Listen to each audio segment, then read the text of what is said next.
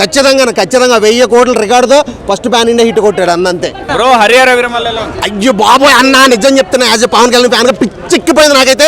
మామూలుగా లేదు, ఎందుకంటే గ్యాప్ తీసుకొచ్చినా లేటెస్ట్గా వచ్చాడు అన్న, ఎర్రగా తీసింది అసలు. ఒక పక్కన రాజకీయాల్లో, ఒక పక్కన ఈ సినిమాల్లో ఈ రేంజ్ సినిమా అంటే నేను ఎక్స్పెక్ట్ చేయాల.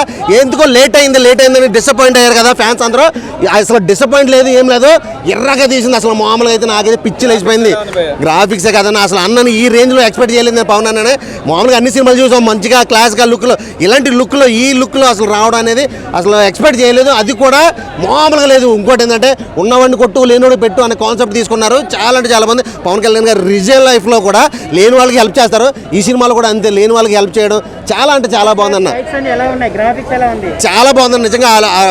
అది సెట్ వర్క్ కానీ నిజంగా ఎలివేషన్స్ కానీ ఒక్కటి కాదన్న అసలు. నిజంగా పవన్ కళ్యాణ్ గారిని ఈ గెటప్లో ఆ కాస్ట్యూమ్లో చూస్తే మాత్రం కొత్తగా అనిపించింది స్టార్టింగ్లో, కానీ తర్వాత పర్ఫెక్ట్గా ఈయనైతేనే ఈ క్యారెక్టర్ ఈయనకే సెట్, ఇంక ఈ క్యారెక్టర్ ఇంకెవడైనా చేసినా చేయలేడు అనిపించింది. నిజంగా దానికి మించిపోయినా, దానికి మించి ఉంది అసలు. 1000 కోట్ల సినిమా ఇది, డెఫినెట్ చెప్తున్నా.